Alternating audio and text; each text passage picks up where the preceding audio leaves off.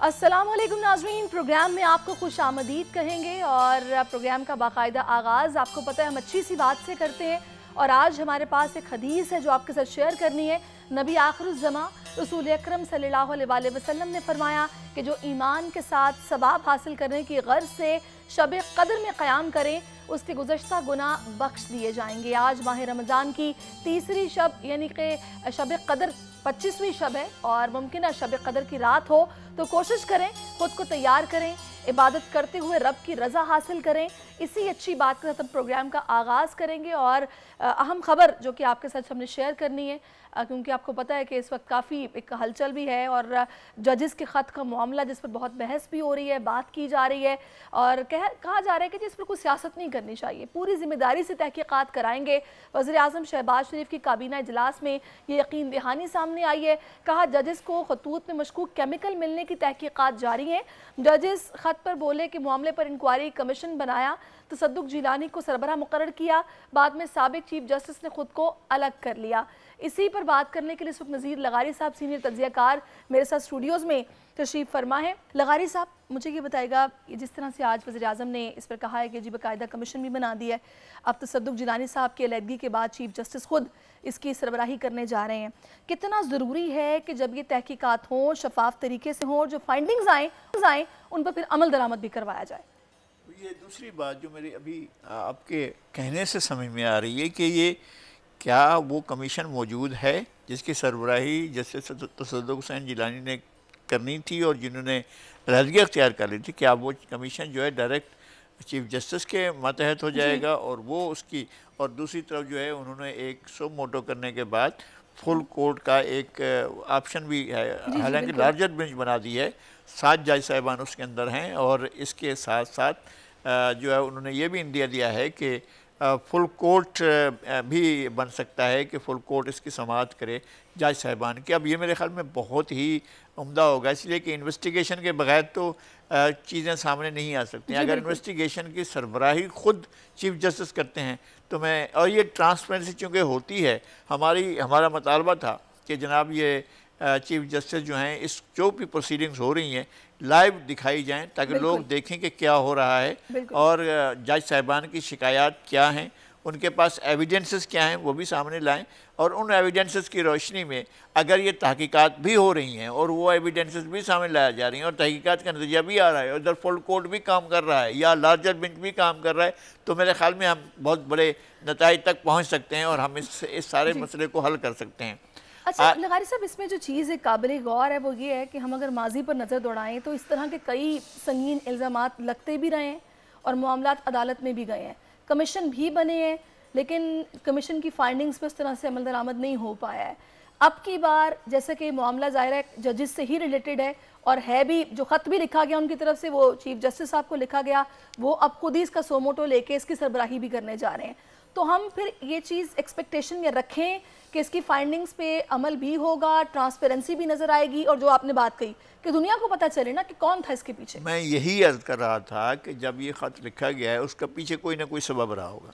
मेरा अपना भी एक परसेप्शन है, मैं ये समझता हूँ कि जज साहिबान को कानून, इंसाफ, आइन और मुस्बत रिवायात जो अदालतों के हैं दुनिया भर की उनको पेश नज़र रखना होता है, लेकिन अगर कस्टम्स को, अगर रिवायात को, अगर आइन को, अगर कानून को पसे पुश डाल कर, इन तमाम चीज़ों को पसे पुश डाल कर जज साहिबान चलें, किसी की डिक्टेशन भी ना लें, अगर जज साहिबान खुद एक पोजीशन अख्तियार कर लें और उस बुनियाद पर मेरा और आपका अगर कोई तनाज़ा है और वो ये फैसला करते हैं कि मुझे आप वो हिमायत करेंगे और आपको जो है हिमायत नहीं करेंगे और आपके ख़िलाफ़ फ़ैसला देना ही देना है, अगर ऐसा किसी सतह तक तय कर लिया जाता है तो फिर तो हम कभी भी नहीं कर सकते। इस तरह के हम तो कोर्टों में देखते आ रहे हैं कि पसंद पर फैसले दिए हैं, दबाव पर फैसले दिए हैं, नापसंद पर खिलाफ फैसले दिए हैं। तो लगारी साहब TORs भी सामने आएंगे, उससे भी काफ़ी चीज़ें वाज़ेह होंगी कि टर्म ऑफ रेफरेंसेस में क्या है, कितना ये कमीशन बाय इख्तियार है। पहले तो ये डिस्कस हो रहा था,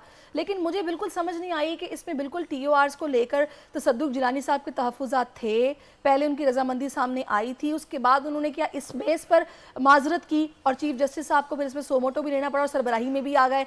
इसका मुझे नहीं मालूम, अगर आपके इल्म में कोई बात है कि मैं समझता हूँ कि उन्होंने रजामंदी ज़ाहिर की थी। रजामंदी ज़ाहिर करने के बाद उन्होंने बाद में इस चीज़ को सोचा और जो भी उन्होंने चीज़ें सामने लाए हैं वो ऐसी नहीं हैं कि जनाब वो अपने उसको टर्म्स ऑफ रेफरेंस अभी आने थे।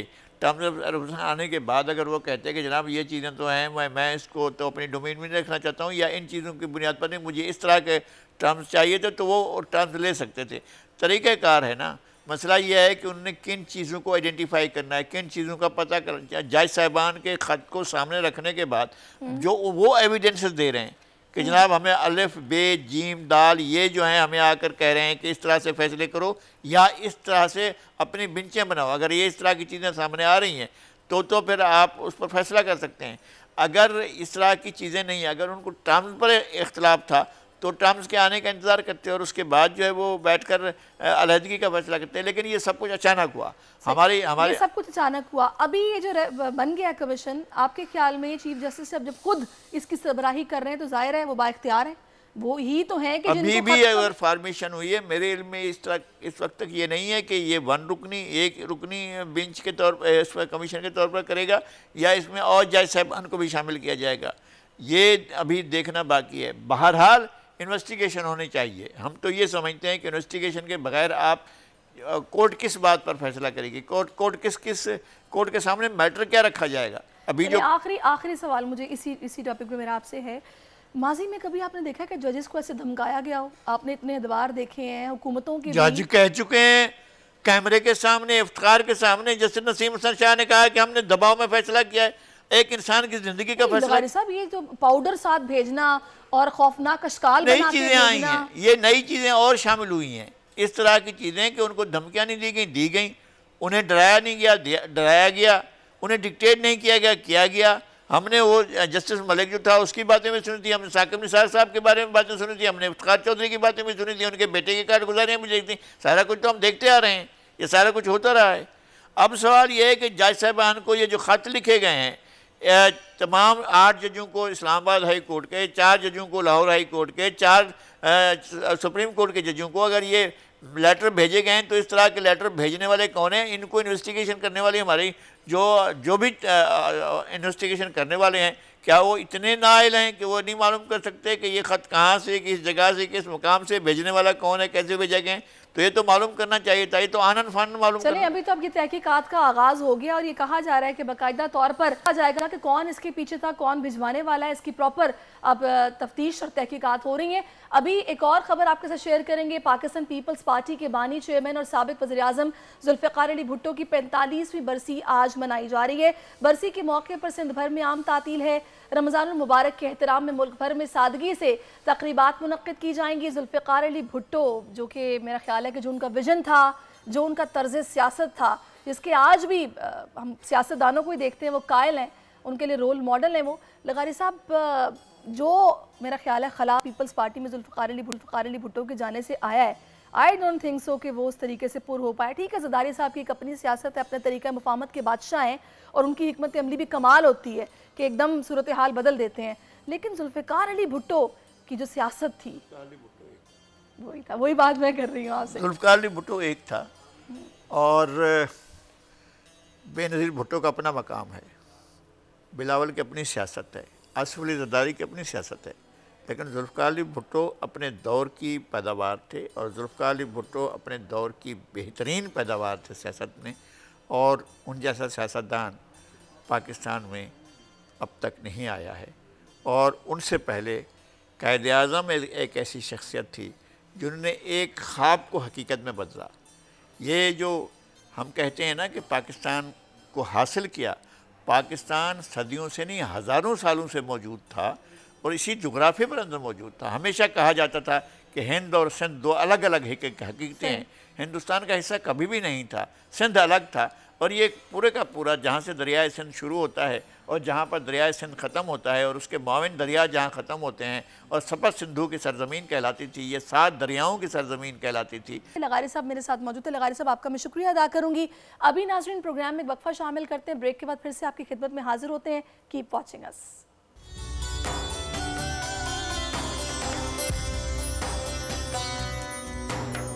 ब्रेक के बाद एक बार फिर से आपको खुशामदीद कहेंगे। पंजाब हुकूमत ने अहम कदम उठाते हुए स्पेशल स्पीडी ट्रायल कोर्ट कायम करने की मंजूरी दे दी है, जिसके तहत रेप और बच्चों पर जुल्म का तेज़ ट्रायल करके मुलजिम को मनतकी अंजाम तक पहुँचाया जाएगा। ये फैसले को खुशाइंद करार दिया जा रहा है, मगर गुज़श्ता दिनों तांदलियावाला में जो कुछ हुआ वो भी किसी से ढका छुपा नहीं है। फैसलाबाद की तहसील तांदलियावाला, जहाँ बच्चे से ज्यादती केस में पहले मुकदमा दर्ज हुआ, बाद में उलमा की मुदाखलत के बाद बच्चे के वालिद ने मुलजिम को मुआफ़ कर दिया और मुलजिम मौलम को गिरफ्तारी के बाद अदालत से रिहाई भी मिल गई। अब इस वाक़े के खिलाफ सियासी शख्सियात समेत सोशल मीडिया पर काफ़ी बहस हो रही है। इसी सारी सूरत हाल पर बात करने के लिए चेयरपर्सन है NCRC आयशा रज़ा फ़ारूक साहिबा, जो कि इस वक्त में ज्वाइन कर चुकी हैं। आयशा साहिबा, बहुत शुक्रिया आपके वक्त के लिए। सबसे पहले तो आयशा साहिबा, अब इस पर मैंने जैसे कि पहले बताया कि सोशल मीडिया पर एक नई बहस का आगाज़ हो चुका है। बहुत सारे लोग इस बात पर तनकीद कर रहे हैं कि इस बच्चे के वालिद ने क्यों इस मौलम को माफ़ कर दिया और फिर उसको रिहाई भी मिल गई।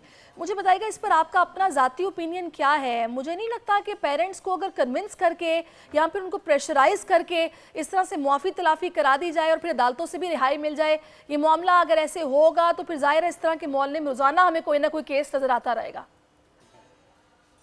जी, थैंक यू जी। मैं आपके प्रोग्राम के थ्रू इस वाक़ये की शदीद मज़म्मत करती हूँ। ये बहुत शर्मनाक और अफ़सोसनाक वाक़या है और जितनी मज़म्मत की जाए वो कम है। देखिए, हमें इस बच्चे के वालिद को, जिसने पहले एक वाक़या देखा, अपने बच्चे के साथ एक ज़्यादती होते हुए देखी, उस पे FIR करवाए, मुलज़िम को पकड़ लिया गया और फिर कुछ देर बाद रहा कर दिया गया क्योंकि इसी वालिद ने कंप्लेंट वापस ले ली। मगर क्यों ली, वो सवाल हमें करना ज़रूरी है, क्योंकि हमारे मुआशरे में ये जो रवैये हैं, इनको तब्दील करना ज़रूरी है। बजाय इसके कि सारे जो नेबरहुड है, जो लोग इस बाप के साथ खड़े होते और कहते कि बिल्कुल इस मुकदमे की एंड तक पैरवी करो, जब तक ऐसे लोग, वो बेशक मुअल्लिम हो मदरसे का, बेशक कोई और असातिज़ा हो, कोई रिश्तेदार हो, कोई गली मोहल्ले में फिरता हुआ इंसान हो, इन लोगों को जब तक हम कैफ़े किरदार तक नहीं लाएंगे और कानून के मुताबिक सख्त से सख्त सजा नहीं देंगे, तब तक हम अपने अपने इर्द गिर्द से ऐसे लोगों के, ऐसे परपेट्रेटर्स का खात्मा नहीं कर पाएंगे। तो मैंने हाल ही में as chairperson of the national commission on the rights of child, IG Punjab doctor Usman Anwar के साथ एक मीटिंग की, जहां पे हमने इसको प्रोटेस्ट किया, इस केस को, और उन्होंने पहले से ही हमें एक खुशाइन खबर दी कि फॉलोइंग माय मीटिंग उन्होंने एक हाई लेवल की मीटिंग कन्वीन की। इस बच्चे के वालिद को बुलाया हुआ था, प्रोसिक्यूटर जनरल को, और वहां पे सूबे की जो लीडरशिप है, पॉलिटिकल लीडरशिप, उन्होंने फैसला किया है कि इसकी पैरवी अब रियासत इस मुकदमे की खुद करेगी और ये जो डिस्चार्ज किया गया है केस, इसको चैलेंज करेंगे। और ना सिर्फ ये, बल्कि वो पंचायत जो कि अनकॉन्स्टिट्यूशनल है, जिसने बैठी और एक डिसीजन दिया, पाकिस्तान के लॉ में इसकी इजाजत अब नहीं है, उनके लोग, जो लोग थे उस पंचायत के, उनके खिलाफ भी मुकदमा होगा, because they were there regarded as abettors of the crime, कि उन्होंने क्यों इन्फ्लुएंस अपना और असर इस्तेमाल करते हुए एक वालिद को प्रेशराइज किया कि ये मुकदमा जो है वो वापस ले। सही। अच्छा, अब आयशा साहिबा, इसमें ना एक चीज़ जो कि हम लोग बहुत ज़्यादा नोटिस करते हैं, ऑब्जर्व की जाती है, तभी बहस भी होती है। कानून मौजूद होता है लेकिन उस पर उस तरीके से अमल दरामद नहीं हो पाता जैसे होना चाहिए। अब पता नहीं किस तरह से ये केस अदालत में पेश किया गया कि सिर्फ कन्विंस करने पर, या फिर इसके पेरेंट्स ने जिस तरह से प्रेशराइज होकर ही मान लिया कि ठीक है जी, सुलह सफाई हो जाती है और मुलजिम को रिहाई भी मिल गई। अगर ऐसा ना भी हो तो इस तरह के मुजरिमान कुछ वक्त के बाद छूट जाते हैं और वो फिर वही कारनामा करते हैं जिसकी बिना पर उनको पहले गिरफ्तार किया जाता है। ये सख्ती से अमल दरामद या क्रैकडाउन कब होगा कि एटलीस्ट इस तरह के केसेस को तेज स्पीडी ट्रायल के जरिए जल्दी निपटाया भी जाए और जल्द अज जल्द सजा हो और वो भी यकीनी सजा हो? देखिए, हुकूमत पंजाब का बहुत खुश आइंद डिसीजन है कि एक्सपेडाइट कराया जाए ऐसे ट्रायल्स में जहां पे बच्चों के साथ जिनसी तशद्दुद के वाकयात इन्वॉल्व होते हैं, वो कदमों की पैरवी ही सारी उम्र करते रहते हैं। तो ये बहुत अफसोस की बात है, लेकिन ये कदम खुश आइंद है। फिर मैं आपके साथ शेयर करना चाहती हूँ, पाकिस्तान में एक 2021 में एंटी रेप एक्ट 2021। इसके अंदर रेप की डेफिनेशन को ब्रॉडन किया गया है, जिसके अंदर ऐसे sodomy, marital rape, unnatural offences को ऐड किया गया है। और जो भी ऑफेंस इस एक्ट के नीचे दर्ज होगा उसको नॉन कंपाउंडेबल कर दिया गया है, जिसका मतलब ये है कि आउट ऑफ कोर्ट लीगल तरीके से जो पहले एक वीक पार्टी के साथ सेटलमेंट कर दिया करते थे पैसे दे के या किसी और तरीके से, वो अब अलाउड बिल्कुल नहीं है। सो स्टेट को ऐसे मुकदमों में आगे आके पैरवी जरूर करनी चाहिए, क्योंकि हमें अपने सोशल और कल्चरल जो नॉर्म्स हैं, जो हकीकत है, वो मद्देनजर रखनी चाहिए। चाहे पावरफुल है, पैसे का इस्तेमाल करके, अपनी पोजीशन का इस्तेमाल करके, कोई पॉलिटिकल लीडर है, रिलीजियस लीडर है, इस केस में वो एक वीक पार्टी को इन्फ्लुएंस करता है।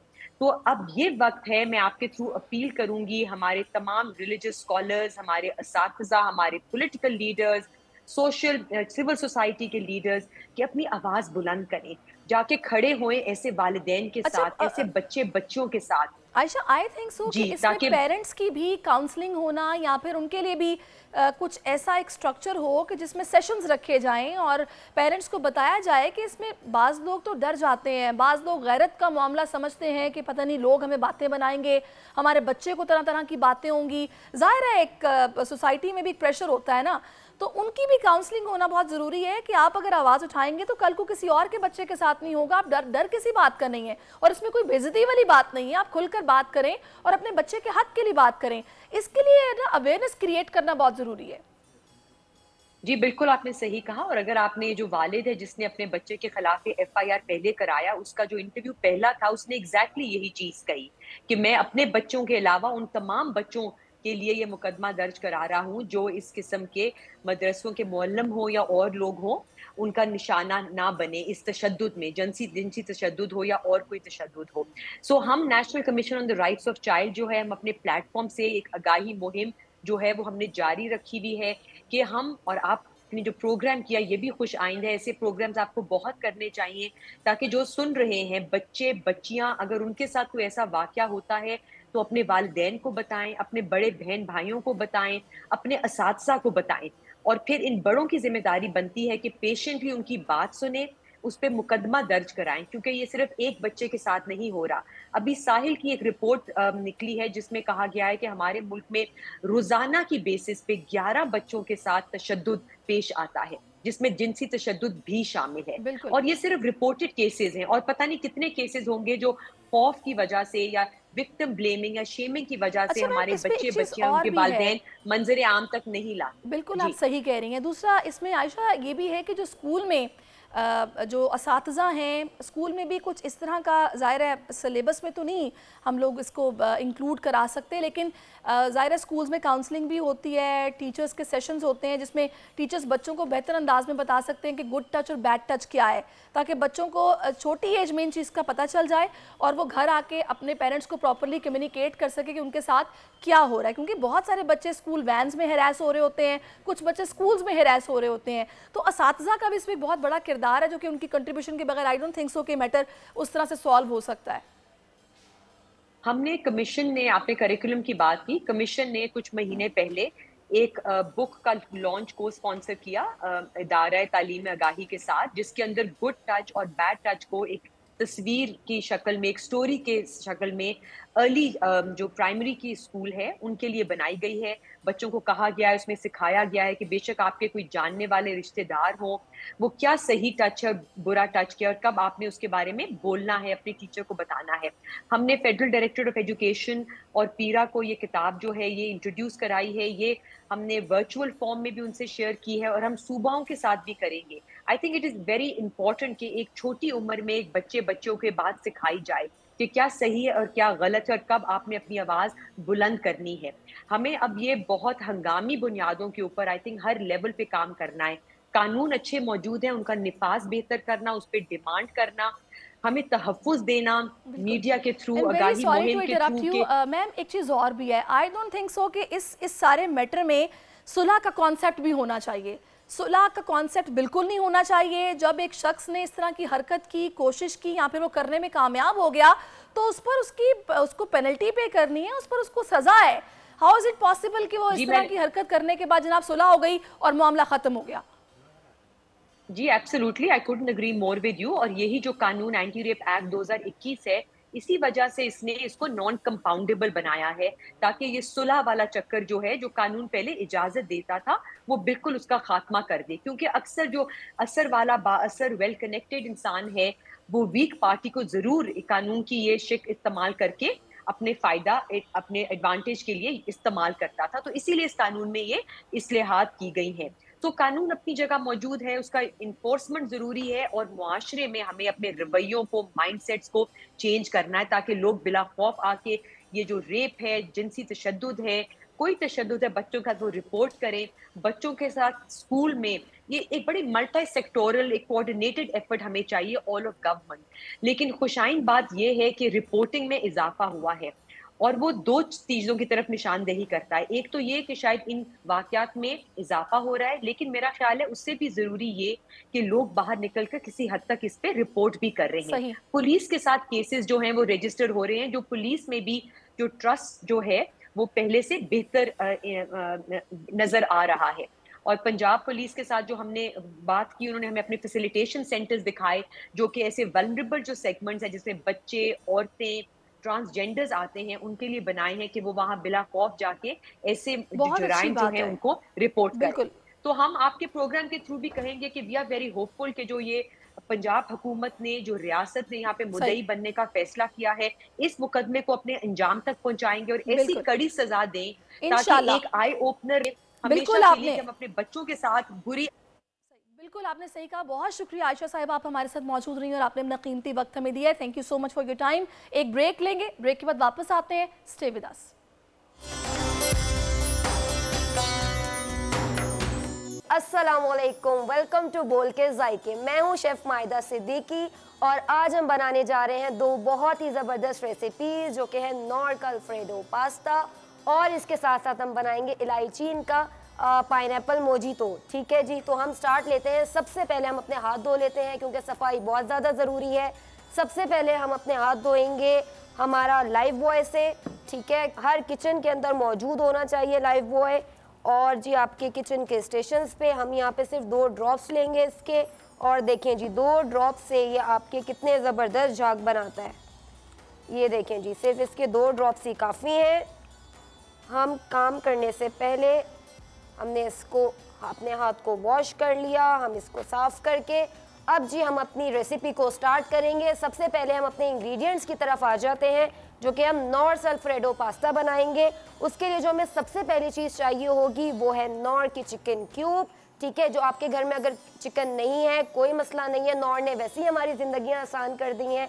हम नॉर्क की चिकन क्यूब लेंगे, इसके साथ साथ हम बटर लेंगे, क्रीम लेंगे, मिल्क लेंगे, गार्लिक लेंगे, और जी वाइट पेपर लेंगे, सॉल्ट लेंगे, और इसके साथ साथ ऑरिगेनो लेंगे, और हमारा फेटुचीनी अल्फ्रेडो लेंगे हम। तो हम अपनी कुकिंग को स्टार्ट लेते हैं। ठीक है जी, हमने पॉट को पहले से प्री हीट कर लिया था। हम इसमें सबसे पहले जो चीज़ ऐड करेंगे वो है हमारा बटर। आप इसको ऑयल में भी बना सकते हैं, लेकिन हम इसको बटर में बना रहे हैं। 3 से 4 टेबलस्पून हम इसमें बटर यूज़ करेंगे। थोड़ा सा हम बटर को मेल्ट करेंगे। आपने इतना नहीं करना कि जी ये जल जाए, हम थोड़ा सा बस इसको मेल्ट करेंगे। और जी मेल्ट करने के बाद हम जो इसमें नेक्स्ट चीज़ डालेंगे वो हमारा है गार्लिक चॉप्ड। आपने इसके अंदर जो है वो जिंजर नहीं डालना है। अल्फ्रेडो पास्ता में, फेटुचीनी में, ऑथेंटिक जो हम बनाते हैं उसमें सिर्फ हमारा गार्लिक चॉप्ड यूज़ होता है। ठीक है जी, हम गार्लिक को थोड़ा सा बस सौते करेंगे, आपने इसको ब्राउन नहीं करना है। अच्छा जी, तो ये फ़र्क जो होता है, अच्छा बहुत सारे लोग समझते हैं फेटुचीनी अल्फ्रेडो एक रेसिपी का नाम है और इसको मिक्स करते हैं। फेटुचीनी जो है ये पास्ता की शेप को कहते हैं, ठीक है, जो हम इसमें यूज़ करेंगे। और अल्फ्रेडो एक सॉस होता है जो क्रीम, चीज़ और गार्लिक के साथ बनाया जाता है, उसको हम फेटुचीनी अल्फ्रेडो पास्ता इसलिए इसका नाम है। ठीक है, ये एक इटालियन रेसिपी है। हमारा गार्लिक थोड़ा सा सौते हो चुका है। अब हम इसके अंदर जो एक मिक्सचर रेडी करेंगे, अच्छा इसके अंदर एक वाइट सॉस भी बहुत सारे लोग इस्तेमाल करते हैं, लेकिन हम आपको एक ऐसी रेसिपी बता रहे हैं जो कि बिल्कुल ऑथेंटिक है। वाइट सॉस अगर आप जो मैदे से बनता है उसको अगर आप इसको बना के रखेंगे तो आपको इसको सिर्फ गरम गरम सर्व करना है, या आप उसको स्टे नहीं कर सकते, वो इसके अंदर बिल्कुल एब्जॉर्ब हो जाएगा। आप इसके अंदर क्रीम लेंगे, ठीक है, 1 कप जितनी आपने क्रीम ली है इतना ही आप इसके अंदर मिल्क ऐड करेंगे। बिल्कुल एग्जैक्ट रेशियो, जितनी क्रीम उतना ही इसमें मिल्क जाएगा। आप इसके बैटर को बना के रख देंगे। इसको अच्छी तरीके से आपने बीट करना है, इसमें लम्स नहीं होने चाहिए। आपने इस बैटर को मिक्स किया, और ये मैं बहुत दफ़ा पहले भी बता चुकी हूँ कि आप कोई भी दूध की चीज़ जब डालेंगे तो आपने फ्लेम को बिल्कुल कम करके डालना है, वरना वो स्प्लिट हो जाएगा। हमारा गार्लिक यहाँ पे बिल्कुल रेडी है। अब हम इसके अंदर अपना जो हमने क्रीम का मिक्सचर रेडी किया है, मिल्क एंड क्रीम का, उसको अच्छी तरीके से बीट करके हम इसके अंदर ये ऐड करेंगे जी। तो हम इसी के साथ ही हमने इसको ऐड किया। अब हम इसी के साथ ही हमारी नॉर की चिकन क्यूब इसके अंदर डालेंगे, जो आपको बहुत ही मज़ेदार चिकन का फ्लेवर देगी। हम इसके अंदर 2 चिकन की क्यूब्स ऐड करेंगे जी। ये हमने इसके अंदर चिकन क्यूब ऐड कर दी। थोड़ा सा आप इसको मिक्स करके इसको आप ऐड करेंगे, और ये बहुत ही बेहतरीन जायका चिकन का आपको देगी। आपको लगेगा ही नहीं कि आपने इसके अंदर चिकन ऐड नहीं की है। वैसे भी महंगाई बहुत ज़्यादा है, तो नॉर की क्यूब से आपका काम आसान होने वाला है। ये इसके अंदर डिज़ोल्व हो जाएगी, ठीक है, खुद ही से। और जी अब हम इसके अंदर जो डालेंगे इसको थिक करने के लिए, वो हम डालेंगे चीज़ स्लाइसेस, ठीक है जी। चीज़ स्लाइसेस हम इसके अंदर ऐड कर रहे हैं 4। ये बहुत ही झटपट रेसिपी है। हमने इसके अंदर 1 चीज़ स्लाइस ऐड किया। आप अपनी मर्ज़ी के हिसाब से इसमें और भी जितना आपकी रिक्वायरमेंट हो, जितना आपको पसंद हो, आप उसको डाल सकते हैं। हम इसमें 4 चीज़ स्लाइसेस ऐड कर रहे हैं। ये इसके सॉस को थिक भी कर देगा। हम इसको यहाँ पर पकने के लिए छोड़ेंगे 2-3 मिनट के लिए, जब तक इसका सॉस गाढ़ा हो जाएगा। ये यहाँ पर हम जी इसको मिक्स करेंगे, और जी जब तक ये यहाँ पर हमारा सॉस पक रहा है, तब तक हम अपने किचन में हमारी जो रौनकें हैं हम उसको भी देख लेते हैं। हमारे पास हमारे किचन के अंदर लेमन मिक्स मौजूद है, हमारे किचन के अंदर पाम ऑलिव मौजूद है, करशी मौजूद है हमारे पास, और इसके साथ साथ हमारे पास है लिप्टन। लिप्टन एक ऐसी चीज़ है जो कि ये लिप्टन जार ऑफ जॉय, इन्होंने एक बहुत ही ज़बरदस्त चीज़ लेकर आए हैं, और ये बहुत ही लिमिटेड एडिशन है रमज़ान के अंदर। ये एक ऐसा जार है जो कि हमारी अम्मियों को बहुत पसंद होता है, और हमारी कैबिनेट में हमेशा एक पुराना जार रखा हुआ होता है, जो उसको हमारी अम्मी कहती है कि भाई जहाँ से उठाया है इसको आपने वहीं पे ही रखना है। तो ये लिप्टन जार ऑफ जॉय हमारी अम्मियों के लिए एक रमज़ान का तोहफा है। तो आप लोग अभी से ख़रीदें, और बाद में आप इसके अंदर हर चीज़ स्टोर कर सकते हैं। चीनी भी आप डाल सकते हैं, आप इसमें कोई भी एयर टाइट मैदा कोई भी चीज़ आप इसमें डाल के रख सकते हैं, ठीक है। यहाँ पे हमारा सॉस रेडी हो रहा है, ऑलमोस्ट ये हो चुका है। ये हमारा सॉस यहाँ पे देखें जी, इसकी कंसिस्टेंसी ऐसी होनी चाहिए कि अगर आप इसको यहाँ पर हाथ लगाएं तो इसमें एक लाइन बननी चाहिए। ये हमारा रेडी है। अब हम इसके अंदर अपने स्पाइसेस को ऐड करेंगे, जिसमें हम चिकन पाउडर यूज़ कर रहे हैं। ज़्यादा नहीं डालेंगे क्योंकि हमने नॉर की चिकन क्यूब इसमें ऑलरेडी डाली है। हम इसमें जो चीज़ ऐड करेंगे अब वो है वाइट पेपर। आपने जो है वो ब्लैक पेपर इसमें नहीं डालना, ऑथेंटिक रेसिपी में नहीं जाता। आपको अगर पसंद है तो आप इसमें डाल सकते हैं। हम इसमें सॉल्ट डालेंगे, अगेन सॉल्ट आप कम डालेंगे क्योंकि नॉर के चिकन क्यूब में भी सॉल्ट होता है। अब हम इसके अंदर जो चीज़ ऐड करेंगे वो है ऑरिगेनो। ये बहुत ही ज़रूरी है, आपकी हर इटालियन रेसिपी में ऑरिगेनो होना बहुत ज़रूरी है, और कोई भी मिक्स्ड हर्ब जो आपको पसंद हो आप इसमें डाल सकते हैं। हम इसको यहाँ पर मिक्स करेंगे, और ये मिक्स करने के बाद हम इसके फ्लेम को थोड़ा सा कम कर देंगे। ये हमारा फैटिचीनी पास्ता है अल्फ्रेडो, ठीक है। फैटिचीनी पास्ता जो हमने पहले से बॉईल करके रखा है, ठीक है। हमने क्योंकि लाइव बॉय से हाथ धो लिए थे तो हमारे हाथ साफ है यहाँ पर, तो हम इसको अपने हाथ से ही इसके अंदर डाल रहे हैं। हमने यहाँ पर हाफ पैकेट लिया है, और ये पूरी रेसिपी आपके हाफ पैकेट के हिसाब से है जी। यहाँ पर ये हमारा पास्ता जो है ये हम इसको बस यहाँ पर मिक्स करेंगे, और जी देखें इसकी कितनी ज़बरदस्त कंसिस्टेंसी इसकी आ गई है। ये हमारा 5 मिनट में हमारा ये पास्ता फैटिचीनी अल्फ्रेडो नॉर से जो हमने बनाया है वो रेडी है। अब हम अपनी दूसरी रेसिपी की तरफ आते हैं। जब तक हम इसको थोड़ा सा ढक के रख देते हैं, जब तक ये कुक हो रहा होगा, हम अपनी दूसरी रेसिपी के ऊपर हम आते हैं। अपनी दूसरी रेसिपी हम जब तक स्टार्ट लेते हैं, दूसरी रेसिपी जो हमारी है वो है इलायचीन पाइनएप्पल मोहितो। ठीक है जी, इलायचीन आपको पता है करशी के 2 डिफरेंट फ्लेवर्स हैं, एक करशी जामी शीरी और करशी इलायचीन। इलायचीन बहुत ही रिफ्रेशिंग है, तो हम इसके अंदर ऐड करेंगे थोड़ा सा पानी। बहुत ही सिंपल रेसिपी है। हम इसके पहले इंग्रेडिएंट्स भी देख लेते हैं। हमारे पास है पाइनएप्पल, ठीक है, हमने 6 से 8 स्लाइसेस पाइनएप्पल के लिए हैं। ये हमारे पास कैंड है, ठीक है। इसके साथ हम थोड़ी सी अदरक लेंगे, लेमन जूस लेंगे। शुगर हम कम डालेंगे क्योंकि इलायचीन जो है करशी का, इसमें भी शुगर मौजूद होती है। और थोड़े से हम मिंट लीव लेंगे और आखिरी के अंदर हम इसके अंदर सोडा वाटर ऐड करेंगे। अब हम इसके अंदर डालेंगे करशी का इलायचीन, जो कि बहुत ही आपको रिफ्रेशमेंट का एहसास देता है। और इसको आप अपनी इफ्तार के अंदर आप इस रेसिपी को, इस ड्रिंक को बना सकते हैं। ये जी हमने करशी का इलायचीन ऐड किया। अब हम इसके अंदर लेमन जूस डालेंगे, तकरीबन 2 से 3 टेबलस्पून जितना। हम इसके अंदर अब डालेंगे पाइनएप्पल। आप देख रहे होंगे कि हम करशी की इलायचीन से और जामे शीरी से कितनी रेसिपीज़ को बना सकते हैं। तो यह पूरा रमज़ान और रमज़ान के बाद भी आपके घर में ये मौजूद होना चाहिए लाजमी। तो जी ये देखेंगे हमने यहाँ पर पाइनएप्पल ऐड किए। अब हम इसके अंदर जो डालेंगे वो जिंजर डालेंगे। जिंजर का आप बहुत ही छोटा टुकड़ा इसके अंदर ऐड करेंगे।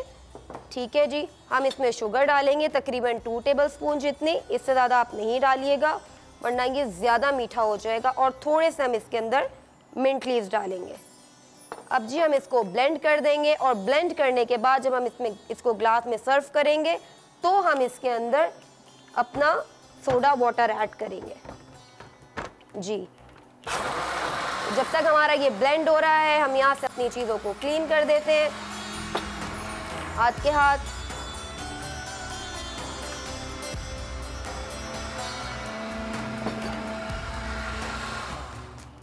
ये जी हमारा इलायचीन पाइनएप्पल मोहितो रेडी है।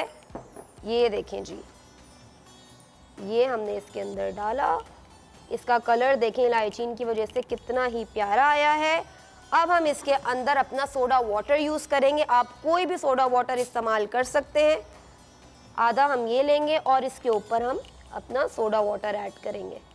जी ये देखें जी, हमारी करशी पाइनएप्पल मोहितो रेडी है और हमारी दूसरी रेसिपी भी रेडी है नॉर की। अब हम उसको भी अपना सर्व कर देते हैं जल्दी से।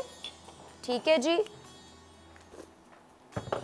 ये हमारा जो है, अब हम अपना जो हमने नॉर से पास्ता बनाया है अल्फ्रेडो, हम उसको अब सर्व करते हैं। ये लीजिए, ये हमारा पास्ता रेडी है। इसको हम सर्व करते हैं।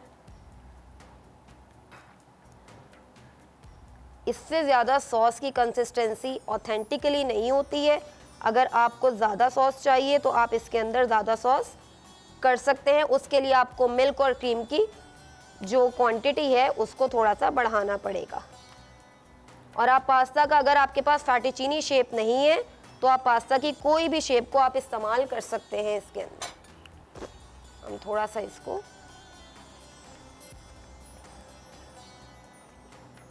ये देखें जी, हमारा आप कोई भी जो भी आपके पास शेप पास्ता की अवेलेबल है आप उसके साथ ये रेसिपी को बना सकते हैं। जी ये देखें जी, ये हमारा रेडी है। अब हम इसके ऊपर डालेंगे चॉप पार्सली। चॉप पार्सली इस पे बहुत ही मज़े का फ्लेवर देता है।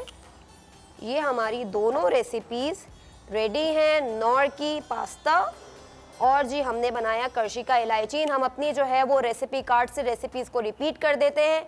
हमने सबसे पहले अल्फ्रेडो पास्ता में जो नॉर से हमने बनाया उसमें हमने लिया बटर, बटर के साथ साथ हमने लिया गार्लिक चॉप के साथ हमने इसमें जो चीज़ ऐड की है वो मिल्क एंड क्रीम का जो कॉम्बिनेशन हमने बैटर बनाया था वो ऐड किया। हमने ड्राई स्पाइसेस यूज़ किए जिसके अंदर salt, white paper, chicken powder और नॉर की चिकन क्यूब्स हमने डाली हैं। उसके बाद हमने इसमें बॉइल्ड पास्ता डाला है थोड़ा सा उसको गाढ़ा करके और ये हमारी रेसिपी रेडी हो गई। यस, हमने चीज़ स्लाइसेस भी इसके अंदर ऐड किए हैं। आप मोज़रेला चीज़ भी यूज़ कर सकते हैं। और जी हमने जो इलायचीन पाइनएप्पल मोहितो बनाया है उसके अंदर हमने जो चीज़ें ऐड की हैं वो पानी लिया है, पाइनएप्पल के स्लाइसेस यूज़ किए हैं, हमने मिंट यूज़ किया है, हमने अदरक ली है और जी उसके साथ साथ हमने शुगर ली है और इलायचीन का शरबत हमने यूज़ किया है। हमारी दोनों रेसिपीज रेडी हैं। मैं कैमरामैन से चाहूँगी कि आप इसको फोकस करें। और जी हम अब आपसे लेते हैं अपने शो से इजाज़त। और जी अल्लाह हाफिज़, thank you so much. Feedback आपने ज़रूर देना है हमारे यूट्यूब चैनल पे, और अपना जो है आप रिस्पॉन्स भी दे सकते हैं और फरमाइशें भी कर सकते हैं, हम ज़रूर उसको फॉलो करेंगे। अब चलते हैं स्टूडियो में।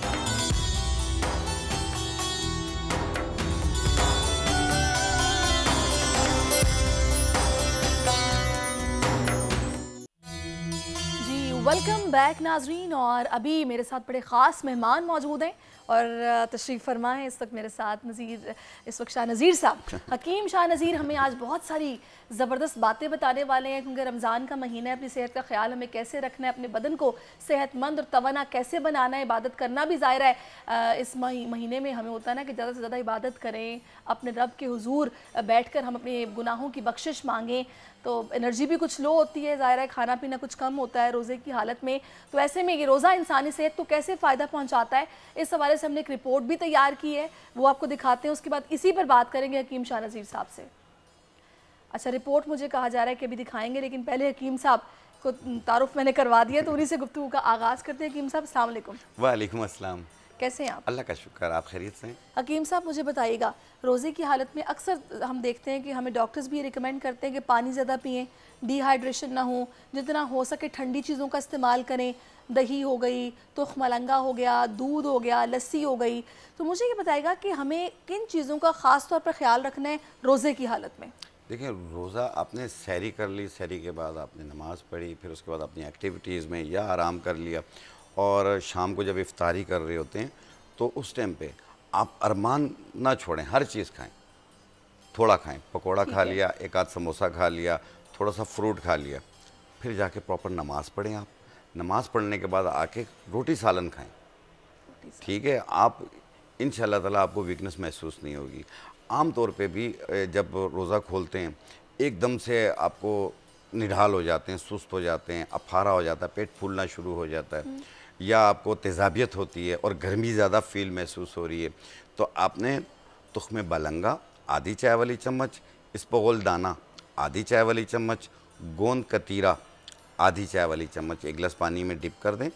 थोड़ी देर के बाद उसमें कोई सा भी लाल मशरूब भी मिला सकते हैं, थोड़ा सा दूध भी मिला सकते हैं, या सादे पानी के अंदर भिगो दें, और जब ये फूल जैसे शेक करके पी लें, आप देखिएगा आपको ठंडक का एहसास होगा, और आप जो तेज़ाबियत हो रही होगी, मुंह का जायका चेंज हो रहा होगा, या आपको मैदे में जलन, फेफड़ों के नीचे तक जलन, पेट में जलन, हाथ पांव जल रहे हों, ये उसको भी ठीक करेगी साथ में। और इसके अलावा अगर आपको वीकनेस, कमज़ोरी, हड्डियों में दर्द, आमतौर पे भी विटामिन डी, कैल्शियम भी कम हो रहा है लोगों का, अगर ऐसी सूरत हो रही हो तो आपने दो चीज़ें लेनी है। एक लेना है सफ़ेद मूसली, एक लेना है सिंघाड़ा। सिंघाड़ा फुल फ्रॉम कैल्शियम होता है, सफ़ेद मूसली में विटामिन डी की मिकदार पाई जाती है। ये दोनों 50-50 ग्राम लेके मिला के पाउडर बना लें, एक चाय वाली चम्मच एक गिलास दूध में मिला के एक टाइम रोज़ाना पिएं, और इंशाल्लाह आपको ये बूस्ट करेगी, एनर्जी बूस्टर है ये आपका। आप एक्टिव भी हो जाएंगे और पूरी बॉडी का पेन भी ख़त्म करती है। क्या बात है। अच्छा हकीम साहब मुझे ये बताइएगा कि इसमें मैंने अक्सर लोगों को देखा है कि जो अफ्तार के वक्त खाना बहुत सारा खाते हैं उसके साथ शरबत पी लेते हैं। हाँ। शरबत पीने से, तली हुई चीज़ें खाने से जो अफारा है उसके बाद उनसे चलना मुश्किल होता है, सुस्त इतने हो जाते हैं कि बस दिल चाहता है लेटे रहें, किसी काम को उनका करने का दिल नहीं चाहता।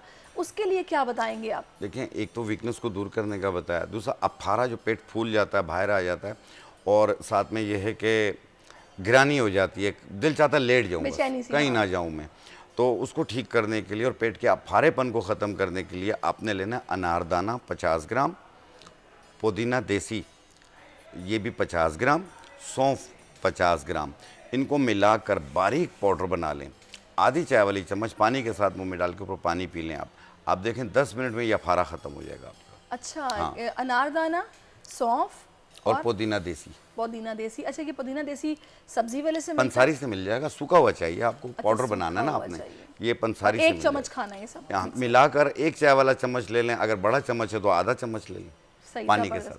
अच्छा, दूसरा हकीम साहब इस जिल्द की खूबसूरती के लिए आप मुझे बताइए ना कि उसके लिए क्या करना है, कि ईद पे हर किसी की ख्वाहिश होती है कि वो खूबसूरत दिखे, लेकिन ज़ाहिर है रमज़ान में नींद भी डिस्टर्ब होती है, थोड़ा सा हम सहर के वक्त उठते हैं तो वो रब्त थोड़ा सा आपको पता है ना, कुछ खलल तो पैदा होता है नींद में, तो हल्के भी आंखों के नीचे हो जाते हैं, तो उसके लिए क्या करना है? देखिए, अभी एक मेरे ख्याल में 5-6 दिन हैं ईद में, ठीक है। इस 5-6 दिन के अंदर आप अपने आप को 5 साल लिफ्ट कर सकते हैं, पीछे लेके जा सकते हैं। एक दूसरा ये है कि कलर भी आपका अच्छा हो, स्किन भी लिफ्ट हो और साथ में ओपन पोर्स मिनिमाइज हो, अगर दाग धब्बे झाइयाँ हो वो भी तकरीबन ना होने के बराबर हों। तो सिर्फ आपने 4 चीज़ें लेनी हैं। एक आपने ये किचन की चीज़ें आपने लेना है, मूंग की दाल 50 ग्राम, पीली वाली मूंग की दाल 50 ग्राम, और अंडों के छिलके ये भी 20 ग्राम, इसको पाउडर बना लीजिएगा। और हुस्न यूसुफ 20 ग्राम, अनार के फूल 20 ग्राम, इनको मिलाकर बारीक पाउडर बना लें। फिर इसके अंदर आप चावल का आटा 50 ग्राम मिला लें। फिर जितना लगाना हो उतना आपने अर्के गुलाब में या दूध में इसका पेस्ट बनाएं, पूरे फेस पे लगा लें। आधे घंटे बाद धो लें आप चेहरा, आप देखेंगे आपको काफ़ी बेहतर लगेगा। 1-2 दिन के अंदर काफ़ी हद तक चेहरा साफ नज़र आएगा आपको।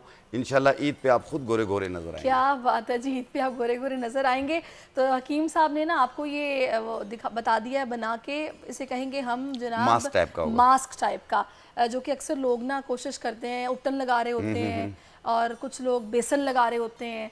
तो ऐसे में अगर आप ये सब चीज़ें भी मिक्स करके लगाएंगे तो आपकी स्किन जो है ये नेचुरल है टोटल, इसमें कोई केमिकल नहीं है। सही। आप घर पे बनाइए इसे। अच्छा हकीम साहब, कुछ लोग लीमू का रस मुंह पे लगाते हैं, कुछ लोग खीरे के छिलके मुंह पे लगाते हैं, तो ये ज़रूरी है या फिर ये बस वक्ती तौर पे होता है? देखें, इसमें जो मुंह पे आप लीमू का रस लगाते हैं तो ये एसिड होती है इसमें, अगर एक्नी के दाने हो तो ये मज़ीद बढ़ जाएंगे आपके, तो ये थोड़ा सा एहतियात कीजिए आप लोग।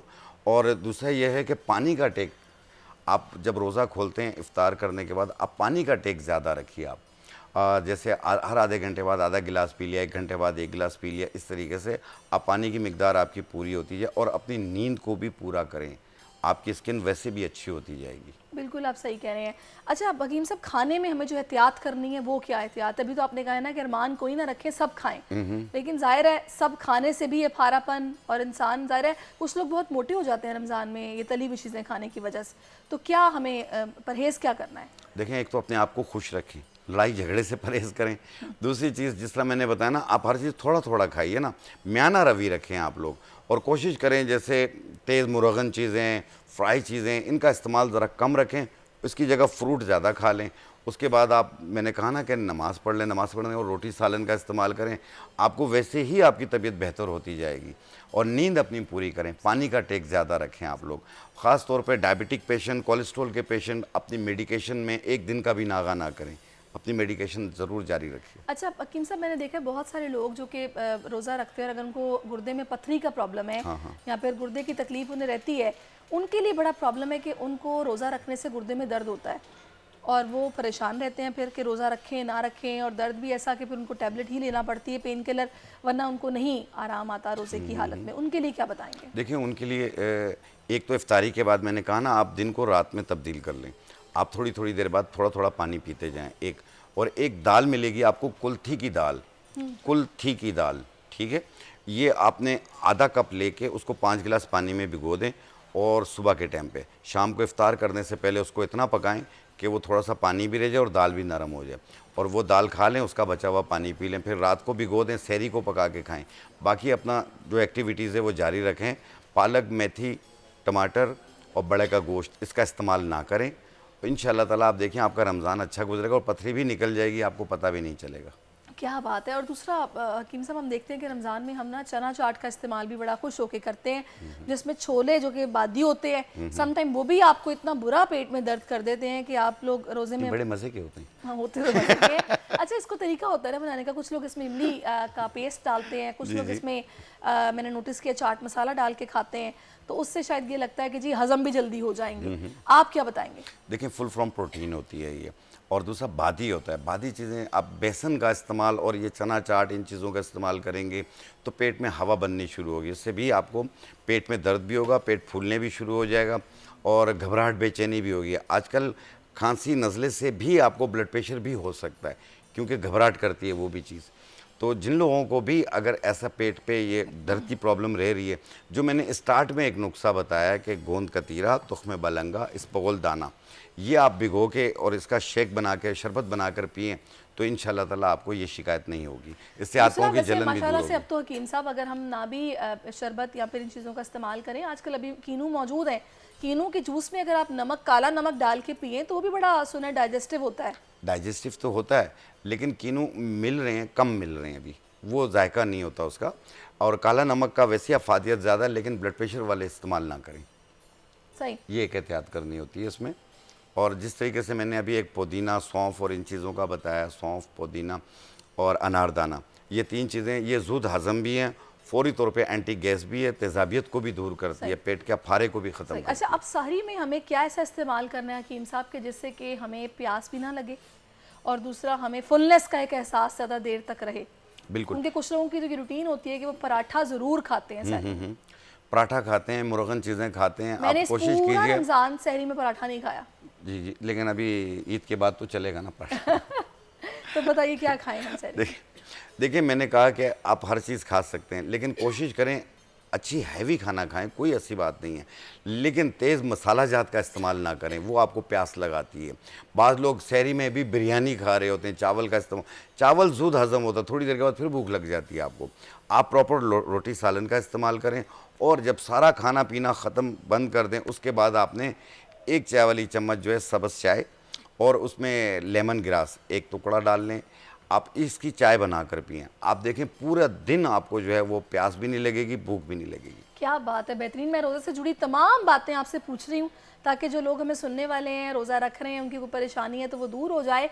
अच्छा, रोज़े में हम लोग एक चीज़ का बहुत ख्याल रखते हैं कि हमारे मुंह से स्मेल ना आए, और बहुत सारे लोग तो खैर ये भी कहते हैं कि टीथ ब्रश भी नहीं करने चाहिए, कुछ लोग कर भी लेते हैं, ये भी डर होता है कि रोज़ा ना टूट जाए। आप क्या हल निकालेंगे इसका? देखिए एक चीज़ मैं आपको बताऊं कि मुंह से स्मेल जो आती है वो 2-3 रीज़न्स होती हैं। या अगर आपको कॉन्स्टिपेशन होगी, आपको मुंह से स्मेल महसूस होगी, यानी कब्ज़ होगी, तो अगर आपकी नाक बंद है, गले में रेशा गिरता है, आपको मुंह से स्मेल महसूस होगी। अगर दांतों में कोई मसला होगा, जैसे मसूड़ों में आपके प्रॉब्लम है, तो आपके मुंह से स्मेल महसूस होगी। ये एक रीज़न्स होते हैं जो आपकी सांस में भी स्मेल महसूस होती है। इन चीज़ों को आप ट्रीट करें। अगर आपको जैसे पेट का कॉन्स्टिपेशन रहता है, कब्ज़ रहती है और वो किसी दवा से नहीं जा रही है, आप सिर्फ 2 चीज़ें ले लें, एक सना मक्खी, एक काली हड़, ये दोनों 50-50 ग्राम लेके मिला के पाउडर बनाएं, 1 चाय वाली चम्मच रात सोते वक्त पानी के साथ लें। आप देखें कॉन्स्टिपेशन दूर होगी, आपके मुंह की स्मेल दूर हो जाएगी। अगर मुंह से स्मेल महसूस हो रही है तो इफ्तारी के बाद और सहरी के टाइम तक, 3 टाइम, यानी इफ्तारी के बाद, फिर तरावियों के बाद, फिर सहरी को आप अमृत धारा बना लें, जिसमें 7 अजवैन, 7 पुदीना, 7 काफूर, ये 3 चीज़ें मिक्स कर लो। ये अमृत धारा कहते हैं, पंसारियों से मिल भी जाता है, वो बना के भी रखा हुआ होता है। उसके 10 कतरे 1 कप पानी में डाल के कुल्ली करें आप। ये गर्म ठंडा लगता हो, दांतों में मसूड़ों से स्मेल आती हो, या पानी आ रहा हो, या पायरिया के असरात हों, या दांतों में दर्द महसूस होता हो, ये सारी चीज़ें इंशाल्लाह इससे दूर हो जाएंगी और मुंह की स्मेल भी दूर हो जाएगी। तो दिन में आप रात के टाइम पे ये कर लिया करें, आपको स्मेल नहीं आएगी। अच्छा, मैं ये चाहूँगी हकीम साहब थोड़ा सा ये भी बताइएगा कि कुछ लोग रोज़ा रखने के बाद ठीक है इबादत नमाज के लिए तो उठते हैं, लेकिन पूरा दिन सो के गुजारते हैं, तो क्या ये ना खाने की वजह से उनको नींद आती है या फिर इसकी वजह क्या होती है? खैर दानिस्ता तो नहीं, मुझे लगता कि कोई सोया रहता होगा। जाहिर है इंसान बाज़-औक़ात एनर्जी लो होने की वजह से भी लेटा रहता है। देखें, एक ये रीज़न भी होती है, दूसरा ये होता है कि कोई काम काज भी नहीं होगा, काम काज उनका नहीं होगा, ड्यूटी नहीं होगी, तो उस वजह से वो सोते हैं। वैसे सोने में तो कोई मुज़ाहिका नहीं है, लेकिन अगर वो रात को जागते हैं तो वो दिन को सोते हैं। और जिनको एनर्जी जो कमज़ोरी फील होती है, जिसकी वजह से नींद ज़्यादा महसूस हो रही हो, तो मैंने अभी एक शुरू में नुस्खा बताया कि सिंगाड़ा और सफ़ेद मूसली, ये दोनों को मिला के पाउडर बनाएं और 1 चाय वाली चम्मच 1 गिलास दूध में मिला के पिएँ। इंशाल्लाह उठ खड़े हो जाएंगे, खुद एक्टिव हो जाएंगे और हड्डी में से दर्द भी ख़त्म हो जाएगा उनके। बिल्कुल, ये बड़ी आपने अच्छी बात बताई। और दूसरा वैसे भी कहते हैं कि 100 बीमारियों का खात्मा होता है। ये जो फास्टिंग है, ये रोज़ा रखना है, इसकी इतनी अफादियत है कि मेडिकली इसको प्रूव किया गया है कि इसके बहुत फ़ायदे हैं। जितना पेट आप अपना खाली रखते हैं, उतना जिस्मानी तौर पर रतूबतें कम बनती हैं और आपकी बॉडी अंदर से ठीक होती है। और वो लोग जिनका वज़न एक्स्ट्रा होता है, वो फैट्स भी उनके बर्न होते हैं, मेटाबॉलिज्म उनका तेज़ होता है, तो वो कुछ सेहत में बेहतरी की तरफ जाते हैं। रोज़े के तो इतने फ़ायदे हैं। हकीम साहब बहुत शुक्रिया आपका। आप एक चीज़ लास्ट में कहूँगा अच्छा कि देखिए, आप रोज़े रख रहे हैं बिल्कुल, और अपने खुश अखलाक़ी का मुज़ाहरा ज़्यादा करें। आप अगर आप बाहर निकलते हैं तो लोगों से भी खुश अखलाक़ी करें। हमारे इदारे के लोग जो रोड पे खड़े हुए होते हैं, वो हमारे और आपके लिए खड़े हुए हैं, तो प्लीज़ उनके साथ बहस ना किया करें, उससे लड़ाई झगड़ा ना किया करें। बहुत अच्छी बात आपने की है। बहुत शुक्रिया आपका हकीम साहब, आप हमारे साथ मौजूद रहे। यहाँ पर हमारे साथ इस वक्त तशरीफ़ फरमा है हामिद कादरी साहब। बहुत शुक्रिया हामिद साहब आपकी आमद का। मैं चाहूँगी खूबसूरत सा कलाम आप पेश करें, उसके साथ ही फिर हम ब्रेक पर चले जाएंगे। Thank you. ब्रेक के बाद एक बार फिर से आपको खुशामदीद कहेंगे। नाजरीन, अब कुछ बात करते हैं गुमशुदा बच्चों का मामला हो या फिर दियारे गैर में फंसे पाकिस्तानियों की मुश्किलात। सारिम बरनी एक ऐसा नाम है जो मेरा ख्याल है कि आप अक्सर सुनते रहते हैं। इस तरह के लोग जो कि परेशानी में फंसे हों, उनको उस मुश्किल से निकालना हो तो सारिम बरनी साहब किसी तारुफ के मोहताज नहीं हैं। आपको पेश दिखाई देंगे जिस तरीके से अपनी वेलफेयर जो है उसको चला रहे हैं, और उस कार खैर में दोनों जो हस्बैंड वाइफ हैं वो आगे हैं। शेल्टर होम भी चल रहा है, लोगों की हर तरीके से ह्यूमैनिटी को सर्व किया जा रहा है। तो मैं सारिम बरनी साहब आपका शुक्रिया अदा करूँगी, बहुत शुक्रिया आप हमारे पास तशरीफ़ लाए हैं। अच्छा सारिम साहब, मैं अभी बहुत सारे लोगों से हमने बात की है जो कि शेल्टर होम्स चला रहे हैं, बेसहारा लोगों को रहने की जगह दे रहे हैं, लोगों की इमदाद कर रहे हैं, हर तरीके से फैसिलिटेट कर रहे हैं, लोगों को आर्ट ऑफ फिशिंग सिखा रहे हैं कि इनकी ज़्यादा नफ्स मजरू ना हो, इनका रोज़गार लगा रहे और ये भी हम लोगों की तरह ज़िंदगी गुजारें। लेकिन अब पाकिस्तान में रहते हुए लोग कहते हैं कि ये भी इतना आसान काम नहीं रह गया, इसको जिहाद कहना शुरू कर दिया लोगों ने। आपके ख्याल में वाकई ऐसा है? बिल्कुल ऐसा ही है, इस वक्त जिहाद है। और ऐसा नहीं कि अवामी सतह पे, हुकूमती सतह पे भी जिहाद है। इस वक्त जो हुकूमतों ने जो इदारों के लिए मुश्किलात खड़ी की हुई है ना, वो कोई तसव्वुर भी नहीं कर सकता। अच्छा। मैं ऐसा नहीं कि हुकूमती, हाँ इदारे भी बहुत बड़े बड़े खेल खेल रहे हैं, ब्लैक को वाइट कैसे करना है, क्या चीज़ क्या घुमानी है, किधर घुमानी है, मगर इसका मकसद ये नहीं है कि वो जो एक कानून बने तो सबको उस कानून से रगड़ दिया जाए, जो एक निज़ाम बने वो सबको उससे रगड़ दिया जाए। उसमें कैटेगरीज ज़रूर होनी चाहिए। देखें, अगर 10 इदारे चले बुरा कर रहे हैं, कोई एक इदारा भी भला कर रहा है तो वो तो कर रहा है ना, उसको आप क्यों उस कानून के अंदर ला के खड़ा करते हैं? अभी जैसे मैं मिसाल दूं, आप जरा इस कानून को भी बता दें ताकि लोगों को समझ आए। अभी मैं आपको एक मिसाल दूं, देखें, एक तो इतने इदारे बना दिए, इधर भी रजिस्टर्ड हो इस काम के लिए, इधर इस काम के लिए, इधर इस काम के। भाई एक नेकी का काम है, इतने सारे इदारे क्यों बना दिए? एक चीज़ बनाओ कि ये चीज़ें इदारे की चाहिए होंगी, वो हर इदारे में भेज दो। वहाँ से एक जो है ना लाइसेंस गवर्नमेंट ऑफ पाकिस्तान दे दे, एक गवर्नमेंट ऑफ जो है ना बलूचिस्तान दे दे, सिंध दे दे, जहाँ जहाँ बैठे हुए काम कर रहे हैं वो दे दे, ख़त्म हो गई बात। फिर अभी लगा दिया टैक्स। इदारे तो टके जमा करते हैं ना, जो नॉर्मल इदारे हैं, मैं अपने आप को भी उसी में शुमार करता हूँ कि हम तो टके जमा करके काम करते हैं। तो उसमें आप अगर साल भर में आपने पैसा जमा कर रहे हैं अगले किसी प्रोजेक्ट के लिए कि मैं 3 साल के बाद ये बिल्डिंग ख़रीदूंगा, मैं ये निज़ाम चलाऊंगा, मैं ये हॉस्पिटल बनाऊंगा, तो उस पर हर साल गवर्नमेंट ने 10% टैक्स लगा दिया कि जो भी 25% बचेगा, अगर 25% तक बचा है तो उस पर 10% टैक्स है उसके ऊपर। तो आप मुझे बताइए कि ज़कात, तो मुझे इसकी लॉजिक ही समझ नहीं आ रही कि जब एक इदारा जो कि काम आपके करने वाला वो कर रहे हैं और आप उस पर भी टैक्स लगा रहे हैं। यही तो बात है अफसोस की कि अमेरिका ऐसे मुल्क के अंदर हम अपने इदारे की बात करें, हम उधर भी रजिस्टर्ड है, हमें कोई देता है तो उसकी कंपनी उसको उतने ही पैसे देती है, उधर टैक्स फ्री करते हैं, उधर कोई किसी किस्म की तंगी नहीं है, परेशानी नहीं है। यहाँ पे अच्छा हमारे यहाँ बहुत आसानी है इदारों के लिए, अगर आप फ्रॉड की तरफ गामज़न है, अगर आप काम के लिए है ना, तो फिर काम में तो इतनी रुकावटें आपके लिए कि कोई तसव्वुर भी नहीं कर सकता। लेकिन हाँ, जिसको वो कहते हैं ना एक नशा लग जाए वो छोड़ता नहीं है, तो जिससे नशा, हमें तो नशा लगा हुआ है इस तरीके से। बरनी साहब, मेरे पास एक गेस्ट आए थे तो उन्होंने ये सजेस्ट किया था कि इस पे एक 1 विंडो ऑपरेशन होना चाहिए। एग्जैक्टली एक प्रॉपर एक ऐसी विंडो होनी चाहिए जहाँ से क्रैकडाउन भी हो कि कौन से इदारे ऐसे हैं कि जो कि ज़कात के नाम पर या फिर इस तरह फंड्स रेजिंग करते हैं और उसको फिर मुस्तक तक पहुँचाते नहीं हैं। एक तो उनको अनरजिस्टर्ड इदारों को बंद किया जाए, दूसरा ये जो अभी आपने सारे लीगल मामलात हैं ये भी एक प्लेटफॉर्म से होने चाहिए ताकि एटलीस्ट आप लोगों को काम करने में मुश्किल ना हो। इदारों में लीगल तो कुछ होने नहीं चाहिए सिवाय इसके जब तक उसके अगेंस्ट कोई कंप्लेनेंट ना हो। ठीक है, एक इदारे के रजिस्ट्रेशन का सिस्टम होना चाहिए, उसके लिए उसूल बना लें कि ये चीज़ें होनी ज़रूरी हैं, इस तरीके से इस निज़ाम से होना ज़रूरी है और उसको लेकर के चलें। जो ऑडिट फर्म्स हैं वो बता दी जाए कि इन 5 में से, इन 10 में से आपका ऑडिट होना चाहिए, इसके अलावा नहीं होना चाहिए। हर साल ऑडिट रिपोर्ट होनी चाहिए, वरना अकाउंट्स आपके ब्लॉक कर दिए जाएंगे। ठीक है, कोई तरीक़ेकार बनाए ना तो मज़ा आए।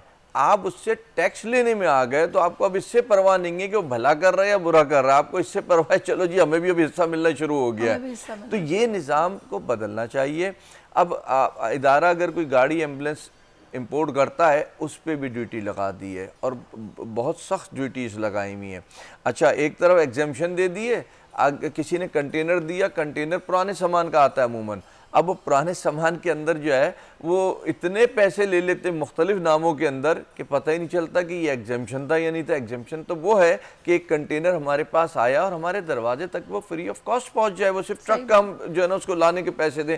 लेकिन जब हम उसको क्लियर कराने जाते हैं तो अब हम जब बाहर वालों को कहते हैं कि नहीं भाई यहाँ हमारे जो है ना गले पड़ जाता है कंटेनर, तो वो कहते हैं लो आज आप लोगों के पास तो बहुत है इसलिए आप मना कर रहे हैं। नखरे आपके, हमें नखरे नहीं है। आपका जितने का कंटेनर का सामान नहीं बनता उससे ज़्यादा पैसे ये मुख्तलिफ नामों से हमसे ले रहे हैं, तो हम किस तरीके से बोले साहब कि आप लोग माशाल्लाह आप भी हैं, चीपा साहब भी हैं, इस तरह जेडीसी भी है, बहुत सारे इदारे हैं जो वेलफेयर के काम कर रहे हैं।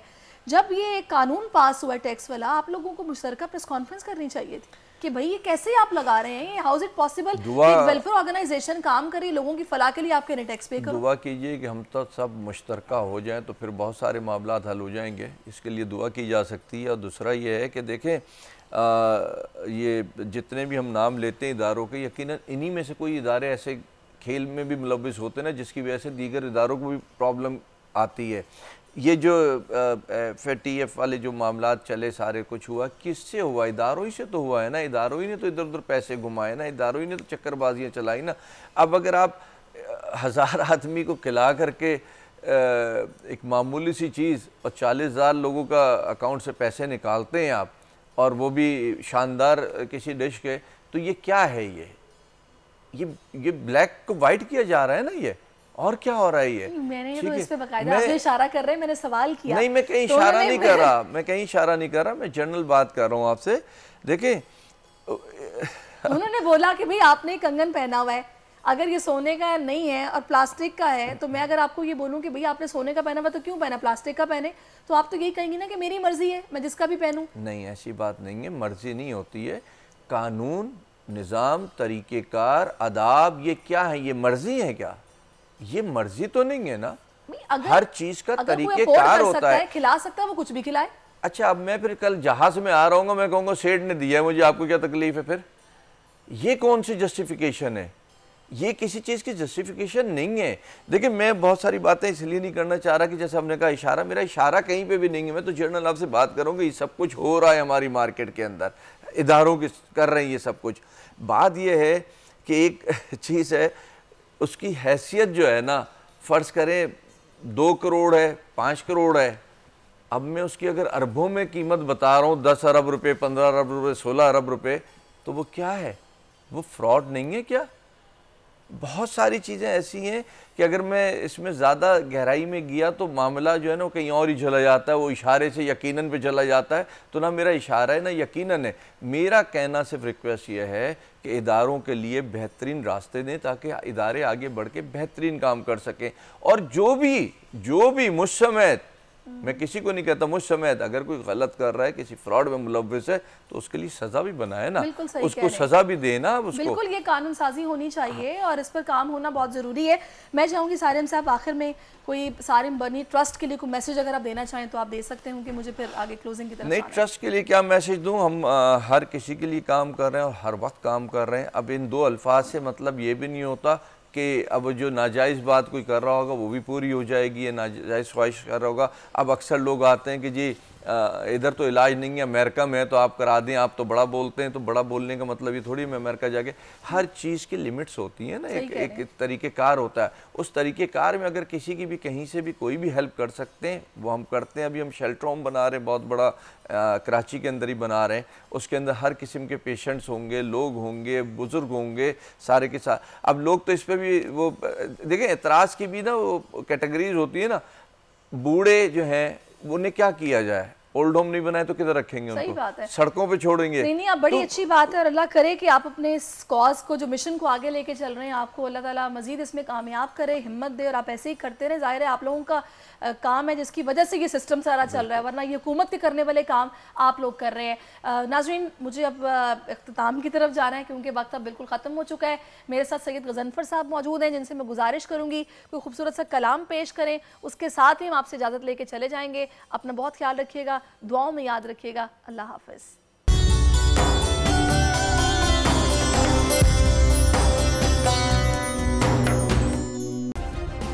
सब्सक्राइब करें और बेल दबाएं ताकि कोई खबर रह न जाए।